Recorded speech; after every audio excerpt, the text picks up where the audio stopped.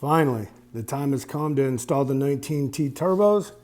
These are turbos that I ordered over a year ago from RB Turbo and I've had since September. So the time is finally here to do this install. Now, if you watched my last video, you know where I'm at. If you haven't, let me go ahead and bring you up to speed. So I have the old turbos, inlets, outlets removed, and I have water pump and thermostat housing removed. I changed the oil pan gasket and cleaned it up, and the head is prepped and ready for step one of the install, which is going to be new manifold studs. Now these studs are going to be torqued down to 89 inch-pounds, or what's about 7.5 foot-pounds, and we'll be using an E7 external Torx. So let's go ahead and get this part started.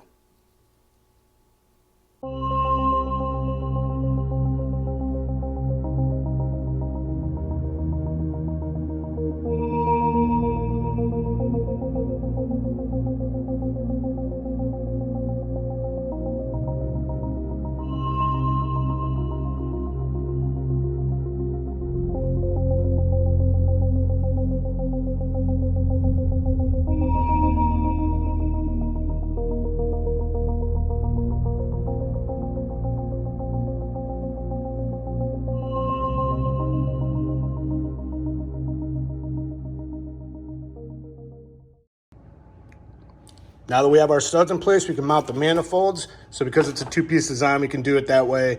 Turbo will mount with a V-band. I already have my donut gaskets, the graphite donut gaskets in place on both manifolds. We're gonna be using new copper nuts, 11 millimeter exterior or T50 Torx, however you want to attack it. Also too, some people heat coat these with Cerakote, Swain Tech, White Lightning, what have you. I thought about doing that and I'm not going to. The reason people are doing it is obviously to try to keep heat down, but also too because of the aesthetics, because these are cast, they can rust, they're prone to it. My car's not gonna be daily driven, so I'm not overly worried about it, but I just throw that out there that's what some people opt to do. All right, let's go ahead and get these up on the car and torque the spec.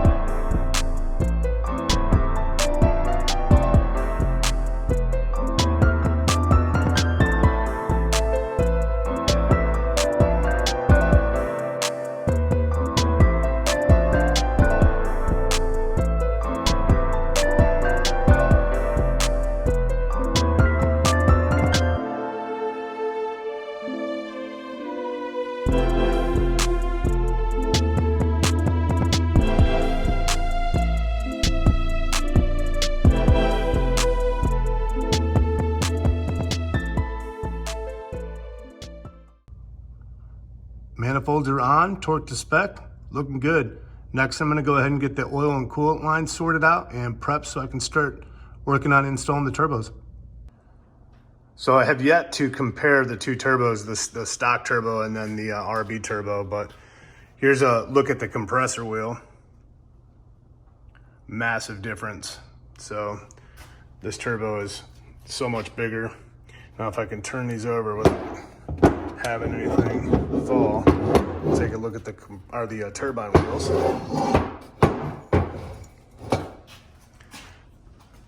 Now, of course, these are all gummed up so you can't see. You can see, barely see the turbine wheel and the factory turbo. Look at how much bigger that turbine wheel is here. No doubt these are gonna push more air. So one of the modifications or adjustments, I guess you could call it, that you'll have to make when installing these turbos is to modify the heat shield here on the rear turbo. So with the compressor housing on this TD04, it's so much bigger than the stock, it actually hits up against the heat shield when you're trying to attach it to the manifold. So all I've done here is I got the oil feed line in place because it mounts up behind the heat shield in, and then I tried to attach the turbo, found out where the compressor wheel was, or excuse me, the compressor housing was hitting, and then just took the turbo down and then just took a ball peen hammer, and you can see where I've modified it. Just pushed it in. Now I've had the turbo in place. Now they're big enough to where you're not going to get a whole lot of clearance at all, no matter what you do, because this area, listen, it was designed for a smaller compressor housing. All right, next we're gonna go ahead and change the O-rings on our oil and coolant lines. So your kit, if you got an install kit, should probably come with new O-rings. If not, you'll want to buy them. So another thing too is when you're taking the lines off, when you disconnect your turbos, just try to keep an inventory of everything. I know, again, for some people that goes without saying, because I had to do a little bit of kind of reconnecting the turbos and the lines on my bench here whenever I got them off. Those are bigger O-rings for these lines. So I kind of had to reconstruct everything to make sure I was going to be able to put it all back together correctly. Now this is the rear turbo coolant feed line. You're not, for the RB turbos that I'm using for these game finishers, you're actually going to be given with the kit a custom rear line to make the fitment work. So for this one, I'm not going to bother doing mine, but if you're replacing your turbos with any other variety, you'll want to just obviously change that O-ring. I've already stabbed myself a few times with this pick tool. So pretty basic stuff. So I'll go ahead and reinstall these. I'm not going to force anybody to watch me put O-rings on, but just kind of wanted to show the process of getting them laid out. A good reminder too is that the coolant lines, so if you have them all laying in a pile, the coolant lines are going to have rubber hose. The oil lines will have that braided hose. Braided hose with maybe even some heat wrap. So just that's a good way too. All right, so I'm going to go ahead and get the O-rings on off camera, and I'll put a little bit of clean oil on them so that when I slide them in, it doesn't, tear or cut the O-rings. That's a good best practice. Also too, I want to cover, because I've read in forums where people will have leaks once they get everything put back together because they put the wrong size screw back in for the lines. So there's two sizes. There's 4 of each of these cap head screws that take the T30 Torx. Real easy way to remember is the shorter ones go into the turbos, the longer ones go into the block. So when you have your feed and drain lines back into the block for the coolant and oil, you're going to use the longer of the two. Now that we got our new O-rings on all the lines, we can talk about getting the turbos prepped to put on the manifolds. Now I've come up with my own procedure. Truth be told, I've had the turbos on and off the manifold a couple times to be able to come up with what I feel is the best way. I won't bore you with that footage. We'll just kind of take it from here. Now, before I go over that, I wanted to cover another small modification I needed to make. So I had mentioned that this rear turbo has a custom coolant feed line. You can see the black anodized fitting there. I had to pop that fitting out. It's just an O-ring fitting like the rest, so it's easy to pull out. And I had to Dremel down the edge of the flange. You can see it there. Reason being, the coolant drain line has this edge on it, this lip, and that lip was hitting on that fitting, and it wasn't allowing this to seat into the center section of the turbo all the way. So that obviously would have leaked. So now that I got that fixed, I've already test fitted this. I pulled it off so I could show everybody, but I'm gonna go ahead and put this back on before I install the turbo. I've also brought this to Rob's attention so that he knows in future builds, he can just put that little machine mark in there so that nobody else has that issue. Let's get back to how to prep the turbos before we put them on the manifolds. So the rear turbo, we're gonna leave that custom coolant feed line off. We'll install that once the turbo's on the manifold. But we do have the coolant drain line in place, and we have our fastener in place to hold all this together. Now these are gonna be torqued down to 8 Newton meters or 6 foot-pounds. We have our oil supply line, torque to spec, same torque specifications. Now, the oil supply line for both turbos connects in the middle, so this connection goes there. There's an O-ring in there, you wanna make sure you change that. That wasn't immediately evident to me when I did this, so just figured I'd point that out. Have the oil supply line for the front turbo in place, torque to spec. Then I have the coolant supply and drain lines torque to spec. This is the configuration that I think is easiest to put the turbos on the car. So let's go ahead and move on to there. I'll start with the rear turbo and then we'll finish up with the front turbo. Now I already have this coolant feed line, the custom one that comes with the kit. I already have this installed. I have it torqued to the block. It's 9 Newton meters, 8 foot-pounds. All right, so we start with having that in. Now the heat shield, remember we had to bend the heat shield a little bit. So this is the back of the turbo, this would be the block right here. So we're just sliding that little spot right here over top of the coolant line. So we're just gonna fit the turbo up onto the manifold. We're moving things out of the way as we need to. Now it's gonna be different for everybody, and it is a little bit of a tight fit, but once we get the turbo housing and the manifold seated together, now we're gonna just bring our V-band around. Make sure we get a tight fit. I'm bringing my clamps toward the front so I can adjust them whenever I make my fine-tuning adjustments here. Okay. To keep this from falling on my face, we even put the fastener in.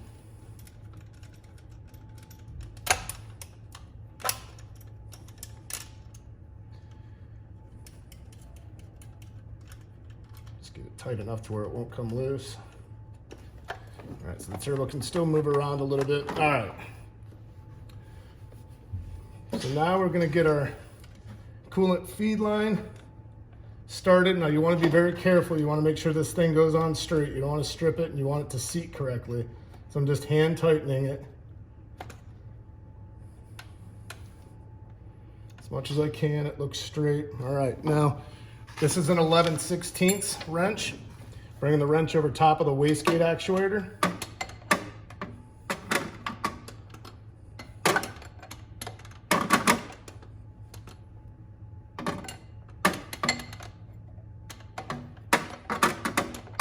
Kind of a tight fit, so you just gotta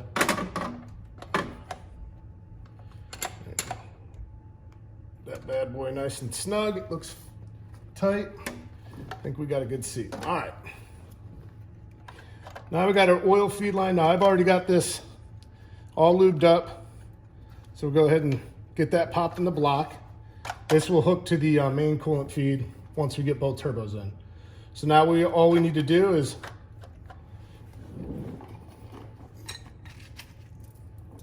put our fasteners in for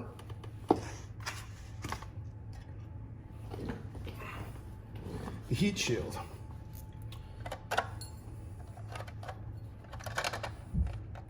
The bottom one is obviously easy, then we got to work over the top.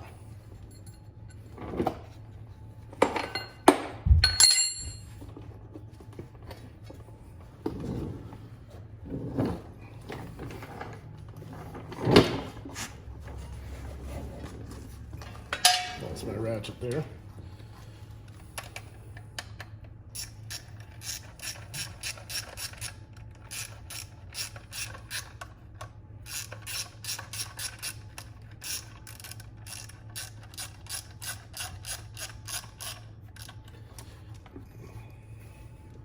Now very carefully, get this top one into the hole up top. I've had to take the turbo down a couple of times doing this because I dropped the screw up there and I can't get it out because it's so tight. That's the hardest one to get to. And we'll do the same thing on this front side top one.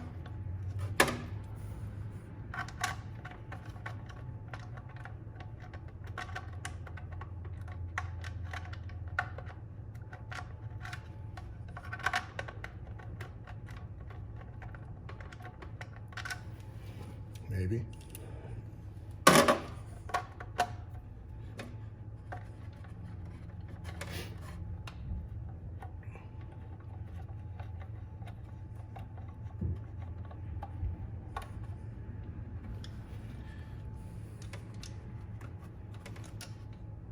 Let's get those all tightened down good.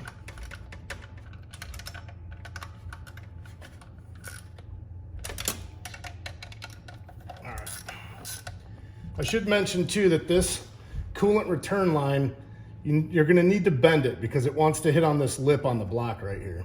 It's pretty easy. Once you know about where it needs to go, you just kind of push it up. So you wanna make sure you do that. All right, so that's the the rear turbo installed. Now the only thing left from this point is to do our oil drain line, our inlet outlet, and then the vacuum line for our wastegate actuator. Let's move to the front. Now we're set up for the front turbo. So this is the heat shield. Now the heat shield for the front turbo doesn't need to be modified at all, like we did for the rear turbo. But what we will want to do is we want to get the top two fasteners down here.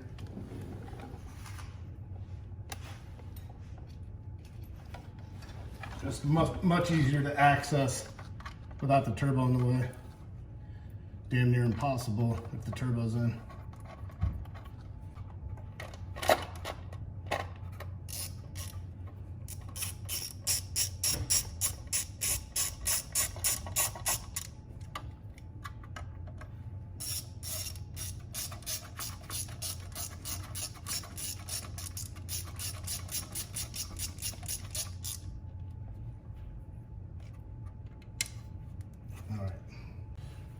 All right, now that we have that heat shield, the top two bolts there, we're going to put our turbo up into place. Now the first thing we're gonna do is this coolant feed line right here. We're gonna make sure this O-ring's clean and oiled. We're gonna pop this in. Pretty easy to pop in.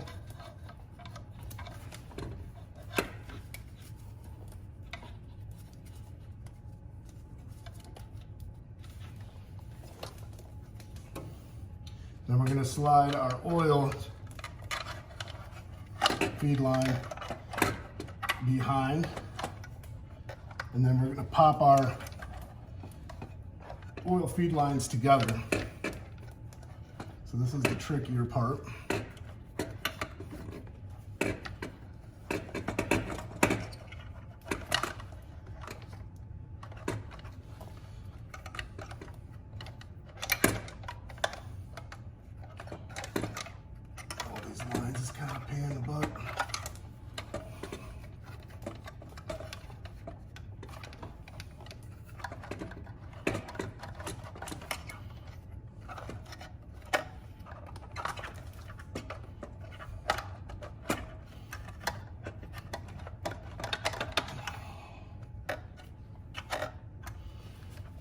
Okay, now my coolant feed line popped out, so we'll probably want to start with the oil feed line when you do this.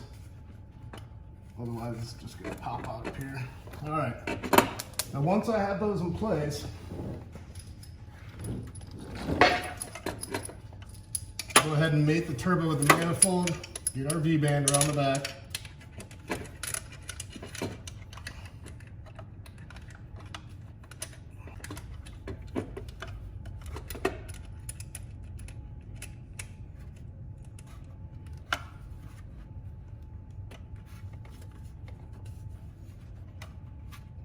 Finally.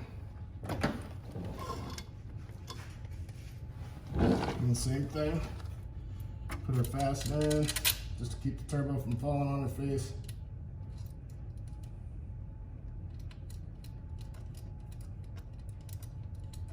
Hand tight. All right, now we can start kind of maneuvering everything and make sure it's good. All right, now we're ready to put our fastener into the coolant feed line right up here in the front of the block. You're not going to be able to see it on the camera angle.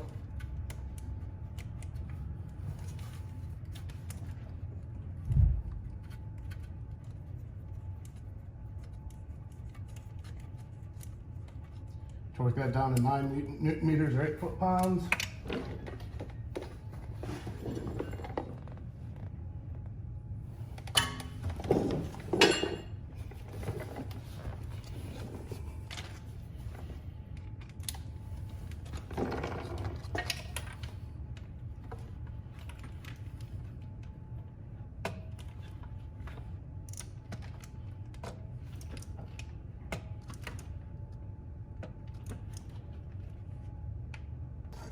Squared away there. Now there's this little bracket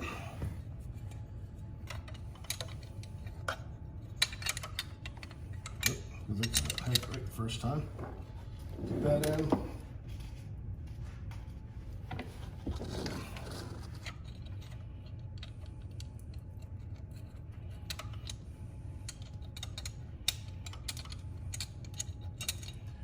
Let's not forget our oil supply line fastener. The big one right here goes in the middle, and that secures it in place and it keeps it from popping out. Put that in now.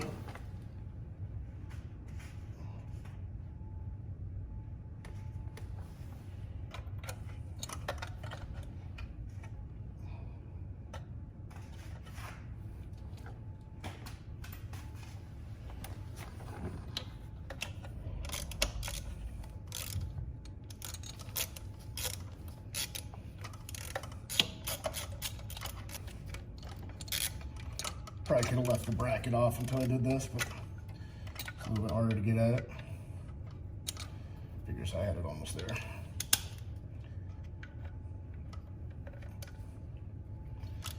All right, so just get that snugged in as well. All right, so now what was left to do is just tighten this bracket down and then put the last two fasteners in the heat shields, one on this one on this one. Oh, I got this one left to do as well. And then we can do the middle coolant line.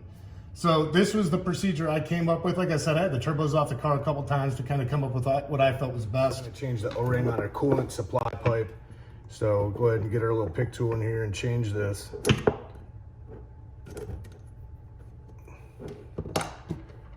Actually looks like the O-rings for the intake manifold. So almost exactly like it. These don't seem to want to fit. Oh, there it goes. Guess it does kind of squeeze in there. All right, so now go ahead and get this on the car.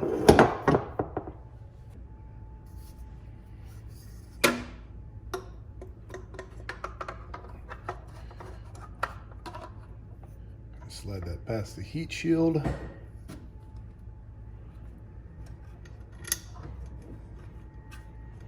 This first one started.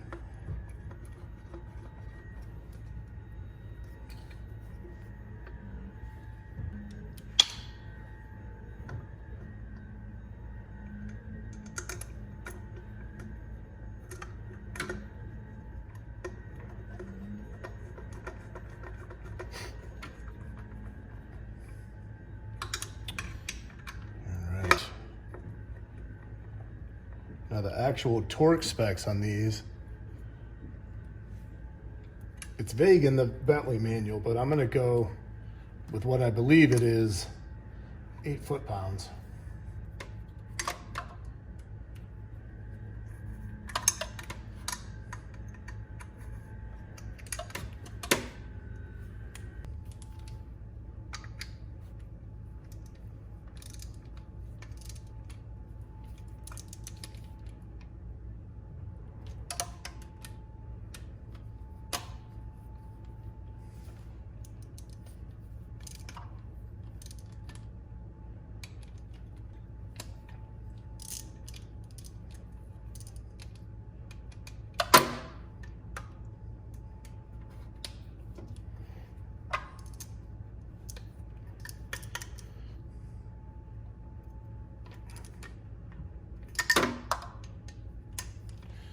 Check everything here.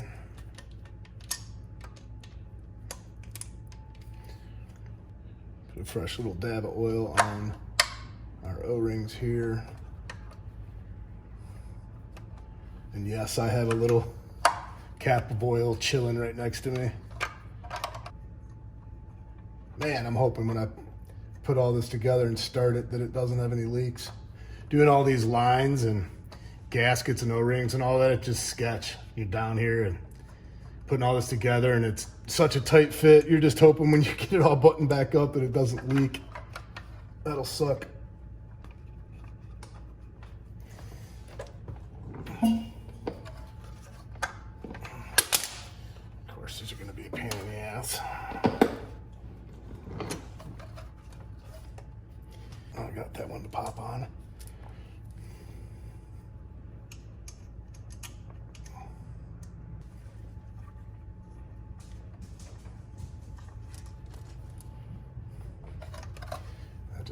this one, this pop on.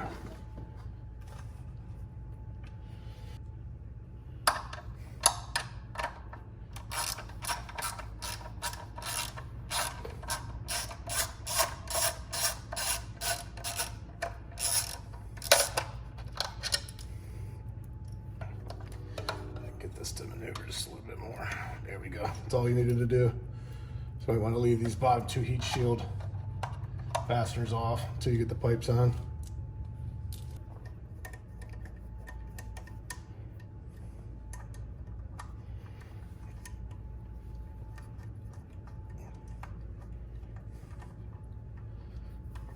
Go with the same torque specs here.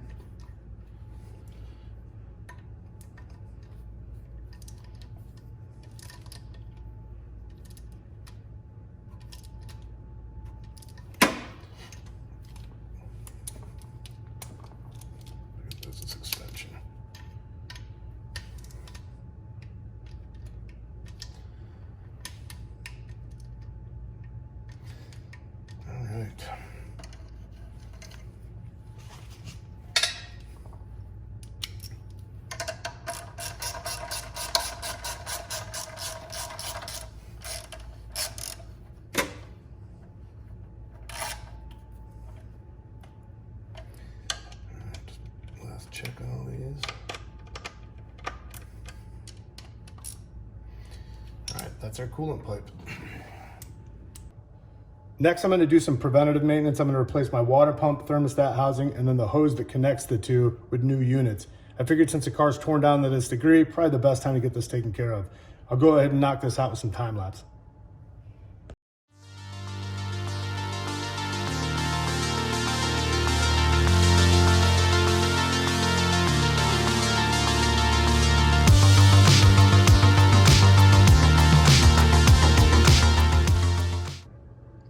That takes care of the water pump and thermostat housing.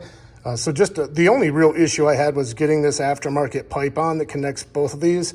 I found that if you just cut back the layers of heat wrap carefully without cutting into the actual rubber of the pipe, it allows the hose to expand just enough to get it over the connections. So that was my fix. I also was able to connect my wastegate actuators with the vacuum line. I went up into the engine bay, connected my vacuum pump to it, and was able to get both wastegate actuators to close and hold vacuum. So we're in good shape there. All right, so it's been a few days since I got the water pump and thermostat on, and I just wanted to kind of cover some of the areas I've been able to do off camera. It is a little tricky, but you can see that I have the outlet and the inlets on. You won't be able to see the front turbo. I'm going to cover all of the top side on a separate video, on the next video actually. So I'm going to get into all of that. I will tell you, it is pretty easy to install it. You got to kind of fiddle around with a few things, but it's pretty straightforward. Now, if you're doing the regular location inlets or hot side inlets like I'm doing, you'll want to make sure you install the snouts on each turbo first before you do the outlets. I mean, you can take all this stuff on and off. It's not very difficult, but that's the process that I use. And you can even see the heat shield that came with the Rodbeck turbos. Also, a couple of other things I wanted to make sure I mentioned is I did get my oil drain lines on both turbos installed and torqued to spec. I did reach out to Rob as well to get the torque spec on these V-bands that connect the turbos to the manifold. So those are going to be no more than 84 inch-pounds on those. Now, I haven't tightened mine yet because what I'm going to do to wrap up the bottom side is I'm going to do my downpipes next. Once I get my downpipes perfectly lined up with my exhaust, then I will torque these down to that 84 inch-pounds on each one. Once I know that I have good enough fitment to be able to put my engine mount back on and my subframe back on without any clearance issues. So this is going to wrap up the install of these turbos. Hopefully, this will help anyone that's doing a turbo replacement or upgrade on this car. Thanks for watching, everybody, and be on the lookout for the top side, which I'm going to be dropping soon. I already got some footage on it. Thanks.